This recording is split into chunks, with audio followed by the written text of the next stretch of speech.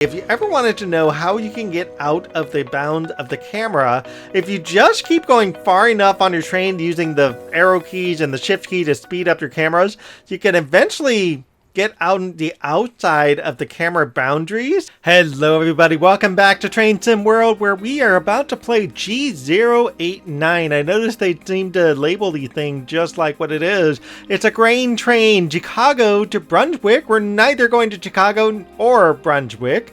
We're actually going to Cumberland, Virginia Avenue, where another person is going to take on this train. It is me and this lovely lady inside this train here, and according to our map, actually we don't even have to look at the map. I can tell you we're just outside of Rockwood. If I zoom out, this is Rockwood Junction right here, and our goal is to eventually get down to the bottom of the mountain. If we look at our timetable, everything is just via location. So Garrett, main number 2, Sandpatch, main number 1, Hyndman, Ellerslie, and Cumberland. Compared to the last set of missions, this is actually comparatively relatively easy. How many times do I have to say these words? Who knows?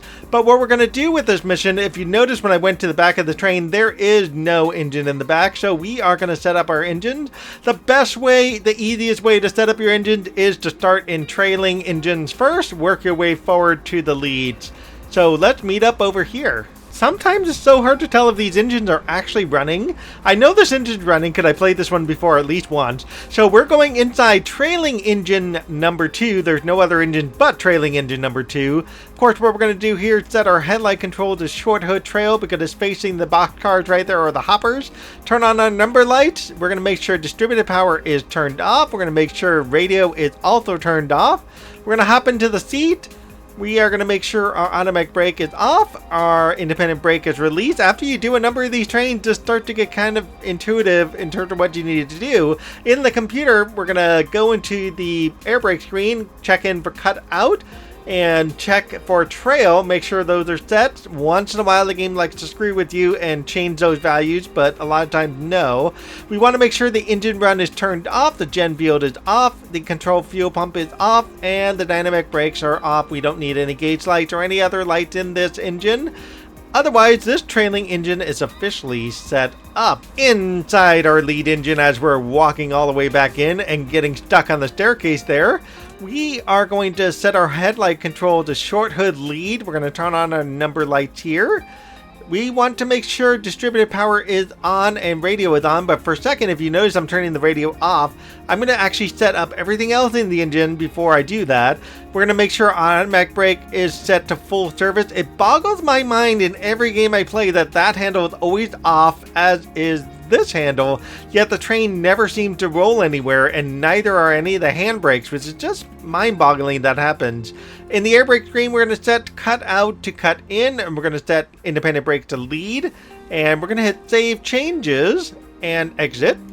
Down here at the bottom, these 4 notches here, we want to make sure engine run is turned on, gen field is on, control fuel pump is on, dynamic brake is on, gauge lights are on, and on the outside of our train, since we're here, we're going to turn on our cab dome light.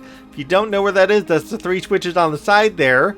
Wish I can get to the toilet, that would be really nice. Going to turn on the cab light for her and desk light for her. What time of year is this? It is, according to my game, November 1st of 2018. Young lady, this game never changes the date ever. It's always November or February or June. It's one of those 3 dates in this game. Can you believe that? Can you? She smiled. I swear I saw a smile. I saw a smirk. She knows what I'm talking about. I can turn on the window heaters. I can turn on the refrigerator. I can turn on distributed power and the radio. What I don't really need in this engine is I don't really need to turn on banking comms. You could turn it on if you want to. You can leave it off if you want to. It's not going to matter because there's no other train behind you. To turn on the actual heater, otherwise, there's another heater down here. I could just turn this on the low heat, and that'll be fine. That'll keep me kind of comfortable. To get this train moving, on the other hand, we will have to do one thing, and I'm just remembering I didn't turn on the headlights at all, so let's turn on the front headlight to bright auxiliary, contact the dispatcher, it says proceed as single with indicate, set our throttle to, that's our idle handle, set our throttle to forward, and I want you to notice something. One, we have a 0.6% grade in this direction. We have, according to our system here, 3,000 feet of train at 6,000 tons, and we only have 2 engines to pull this train, so you can bet this train not moving anywhere anytime soon. So the best thing you could do first is set your throttle to at least throttle 2, get some RPMs going, get some kilopound going, and just get this train like powered up. And then what you want to do is you actually want to release the independent brake. Think about this. So let's go back on the outside. If I release the independent brake, these 2 engines are going to start moving forward. And then from there, I want to start releasing the automatic brake to get the cars to start moving with the engine. So if we just watch this from the outside, we're just going to start to lower that independent brake until it is completely bailed off. And this train ideally should not start moving backwards. It shouldn't even go anywhere, ideally. Then we start to release the automatic brake little by little. And of course, it's going to put on the independent brake back on, but that's okay. And as the whole thing shuts off, our train should slowly start to move. And if you don't believe me, go to camera 3, zoom down to the wheels, and if you just stare at the wheels very, very slowly, even if you don't do anything else, you just look at it, it's slowly moving forward. So this tells you your train's moving on throttle 2 with these 2 engines. Now, you did see it stop there for a second. It just had a very tiny stop. In fact, there it is again. Just let your train do its thing. It will just take forever to get this train rolling at throttle 2. You could push throttle 3. You might be able to get away with throttle 4. I don't know about throttle 5. Putting sand on the rails will not do anything, by the way, because if you put sand on the rails, there's a little thing here that dumps sand right here. It's actually on that front engine right there. It's actually on the back end of the dump stand there. It's on pretty much every rail car. If I go down the rail cars here, there should be a spot for sand to get dumped onto the wheels here. And I don't exactly know where it is on this particular car, but it's on here someplace. In fact, it could be, no, those are the brakes. I will eventually find it one day on the cars. But if you think about realism in real life, dumping sand onto the wheels and just putting a pile of sand, will this engine roll forward? Probably not. If you want to use sand, at least get your engine rolling at least at 1 or 2 miles an hour for it to finally do its thing. See, there we go. We're finally moving in this entire chat about sand. So about right now, well, that's not true. About 1 mile, 2 miles an hour, that's about the time to put sand on your wheels. All right, folks, to maximize your speed, try to get yourself up to throttle 8. That will help you gain the speed necessary to actually start climbing up the Allegheny Mountains, at least from the reverse end. I think I'm finally getting this right. 2 missions away from the end of journey mode, I'm finally getting the pronunciation right. I hope. Someone please correct me if I'm totally wrong about the pronunciation. At some point, the Allegheny Mountain, I'm already failing it again, it's going to start getting steeper, and we want to have the necessary speed to get that 2% grade towards the very top of the summit. In order to succeed in getting a gold medal in this mission, we need 6,950 AP score. It's very interesting how the singles work, and every route that you play, it's going to have a different single setup.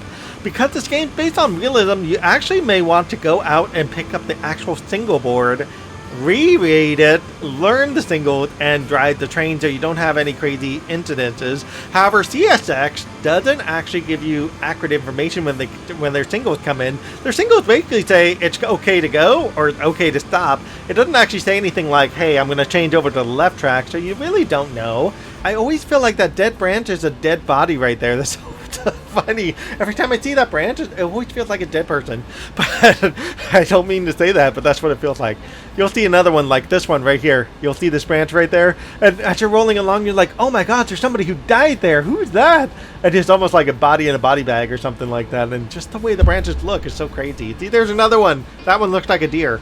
Anyways, but yeah, the developers wanted to make this the living, breathing world. So unlike a lot of other games, this is the game where you can get up and out of the engine and the world ends up becoming you, the person driving the train, and hanging out on the front of the rail cars here and be able to say, I'm free as a bird here, and doing whatever, right? We got 500 AP for that objective. Never mind, well, I do get AP for going through the field location.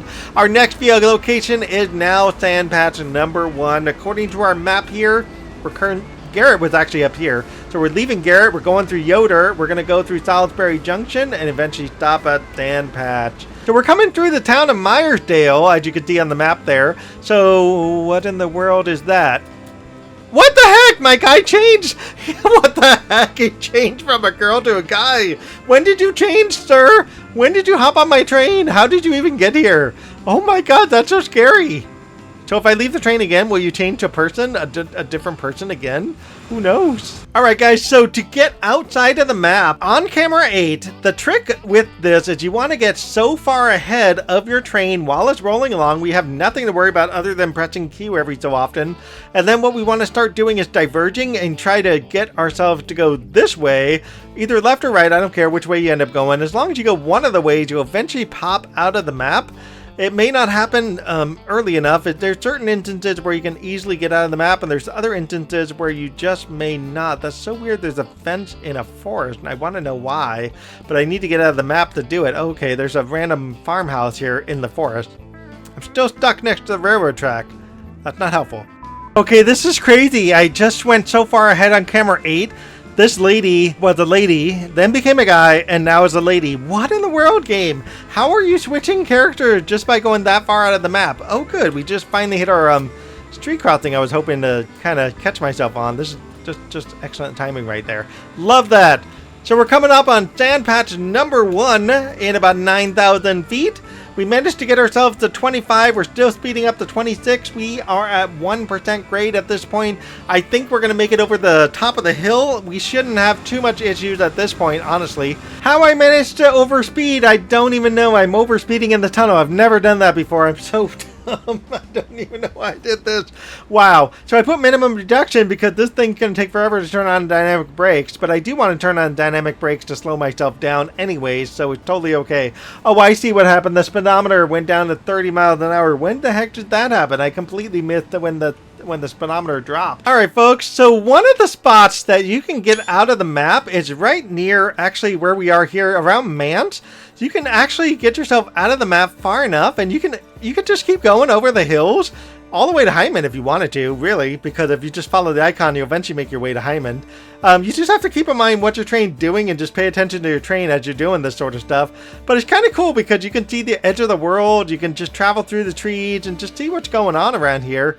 Just to kind of see your train, you can also get a really nice, cool view of your train rolling all along through the hillside. And I think that's honestly the best feature of going outside the map. You can see the fact there's actually a random lake here. Something you may not necessarily see while you're driving the train because it's kind of hard to see in this area here, but there really is a lake. And if you zoom in this lake, somebody in here has been doing some naughty stuff, making a mess here. They've been putting all these cones in here, not just cones, but they've also been putting barrels of all things. All right, for science, folks, for science, I just want to show you what the edge of the world looks like in case you've never seen it before. It is really cool, honestly. It just basically ends at the end of the map there, and you can kind of see what they've managed to render in and what they managed to not render in. I mean, realistically, who's actually going to go over here and, you know, check out the bottom of the world like this just to see the train rolling along? Hey, I've got a 35 zone up ahead, so I'm totally okay. I just need to just constantly just check my engine and check my speed and whatnot. But I'm totally okay. Everything's okay. So it's all good. I can just probably keep going, but at some point I'll probably crash my game. So if I just stick with what's in the world, I'll probably be just fine. Well, I was going to say I'd be just fine, but I'm not going to be just fine because apparently there's a 25 zone I didn't know about. That 25 zone of all places happened to be in Glencoe. There's my train. I'm trying to get back to my train without having to shift the camera just so you can see what's going on here because apparently there is a crossing up ahead going into Fairhope, Glencoe, whatever it is, and I better blow this horn as I go 25 miles an hour. Can I hear my train from here? So one of the advantages of going behind the map is you can actually check out some cool places in terms of the houses and stuff. Not only do you get to see the front side of these houses, but you can also see the back side. Oh my god, there's another spot there. Bell, there we go. There we go. Blowing the horn there. So bad. I'm so bad, I'm about to speed again. Oh my god, I'm speeding so much in this one. Just because I'm having too much fun out here. But yeah, so you can see the backside of people's houses. You can check out what cars they drive and stuff as your train rolls by. You can see their garages. And my person is brand new again. Hello, lovely lady. I've had 3 ladies and 1 guy changing trains every time I go out into camera 8 and go somewhere with camera 8. We're coming up on a single. It looks like everything's green. We should be good to go to Hyndman and still 10 miles away. It's going to be a while because we got to go through all of this junk over here, so no rush, you know. I don't know if you realize this, but there's actually 2 short lines near Cumberland. Not really near. I'm going to try to pull up a map for you, kind of roughly where it is. I'm going to talk about the first one, which is in Staunton, Virginia. So Staunton's about south of Cumberland by about 2 hours or so. So if anybody happens to live there, go to Staunton, visit the Virginia Scenic Railway Company. Not endorsing them at all. Keep that in mind. I'm just telling you it looks beautiful just because I saw pictures of it. I'll share some pictures with you as I go along in this railroad trip, depending on if I overspeed or not, or I have issues with my alerter. So it's just something to be careful of. But yeah, the Staunton, or I guess it's really called the Virginia Scenic Railroad Company, they have, actually not, it's actually called the Buckingham Branch. So it's really interesting because CSX was not allowed to run passenger service. Amtrak is, so Amtrak might go through the lines, but CSX completely forbidden from having passenger rail. So in order for the Buckingham Branch to have passenger rail and have essentially the Virginia Passenger Rail Authority happen, they had to purchase the line, which they bought from CSX. And what essentially happened now is the Buckingham Branch now has the right to run excursion trains. Amtrak can still use the portion of track for the Cardinal line, but that falls under completely different regulations according to the way this goes. And so what's actually in this line were originally designed for the chassis system, which is really cool. This is why I'm like, go see this thing. The way the rules and regulations are being designed here is other trains like Amtrak or CSX have to go on sidings for the Scenic Railway passes, which means you have the opportunity to do train spot and check out other trains as it goes along. And the Buckingham Branch is actually in charge of coordinating and directing all of the routes for every train along this rail track, including Amtrak, their own freight, CSX, and now the Virginia Scenic Railway. Even though the Buckingham Branch started in 1989 as a 17-mile stretch of track between Dillwyn to Brenmo Bluff, Buckingham Railroad was actually originally a real railroad in 1879, and it was designed to carry slate from the quarry at Ariona to the Richmond and Allegheny Railroad at the time. That was what the other railroad was called. The Richmond and Allegheny Railroad ended up going bankrupt by 1883, and it wouldn't be until 1885 that the Buckingham Railroad was officially built. So where does Cheapstake and Ohio Railroad, the C&O Railroad, comes into play here? They actually purchased the Richmond and Allegheny Railroad in 1889. By then, they expanded the branch line to include Rosny, 3 miles further south of Dillwyn. And, oh god, I gotta blow the horn, don't I? I gotta blow the horn someplace here. And I'm speeding like bloody heck, man. So by 1987, when the C&O folded into the CSX railroad line, the track to Dillwyn was actually considered a surplus line and sold to the Buckingham Branch Railroad. So by having CSX make that track available to a short line, it actually freed CSX of operating expenses that they didn't need. Operating expenses that in a lot of ways were very duplicative. They didn't have to take care of the track, they didn't have to do any maintenance, they didn't have to deal with anything. However, CSX also gained the right to have freight traffic brought north to Brenmo Bluff, so lucky them. By 2022, the Buckingham Branch Railroad opened the Virginia Scenic Railway. By the way, guys, I went in camera 8, and this house always bugs me. So this house is just sitting here on a cliff. Think about this for a second. If you live here, you come out to your front door, you have this like dirt area here, you come out your back door, you have this dirt area back here, you have a railroad track sitting right in front of you, you have a garage with a couple doors here, you have a garage door, no road of any kind. Where do you drive this car? How do you get from here to that road there? Is there any place to go? If you keep going down here, you're going to end up on a cliff face that's going to drop you into the water. If you go in the other direction, you're going to end up on a cliff face that's going to drop you in the water and just get stuck in a bunch of trees. So how do you get out? How do you get out of this thing? This is so crazy. Like, this house is just like badly positioned. Where's the bridge? Okay, the easiest way to get on the map is kind of like what you just saw there. I went as high as I could possibly go, and I went above the actual limit, so to speak, of the the camera window limit of where the invisible barrier is. If I could put it on screen, I would, but there's nothing to put on screen to do that. And so that means I can get up here and I can watch my train rolling through this little tiny town. Well, folks, we're back with our original secondman. Love it. I love how the game does that to me. That's so much fun. We're hitting our 50 zone. We're coming into Hyndman pretty soon here, about 3,000 feet or so away. So we're going to turn on our bell because we've got a whistle stop there, as you can see. And we got another 50 zone up ahead. After we get to Hyndman, all we got to do is get down to Ellerslie, and then after Ellerslie, we come into Cumberland Station. Not really Cumberland Station, but like Virginia Avenue, wherever that is. Well, we're at it again. Now we have another dude. I got to stop using camera 8. You keep switching my secondman. How many secondmen am I going to get in this mission? Just because I keep going exploring. Too much fun. If you've gotten to this point of getting past Hyndman and moving into the town of Ellerslie, or at least on the straight track going 50 miles an hour, you pretty much got it made for the rest of the mission. All you have to worry about now is not screwing up anymore and trying to stop your train in time.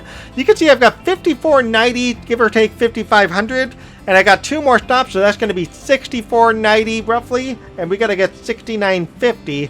So that's about another 500 AP points that I got to get strictly through just driving my train properly. All right, guys, I finally found it.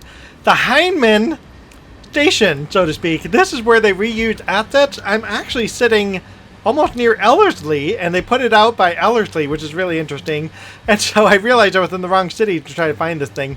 But it's kind of funny that they reused the assets here and basically just turned the building around and hope that nobody would ever read the sign that said Hyndman on it as my train rolled on by through that little town there that I'm probably failing to blow the horn for. We're going to be watching our train roll on by because our next stop is going to be stopping at Cumberland itself.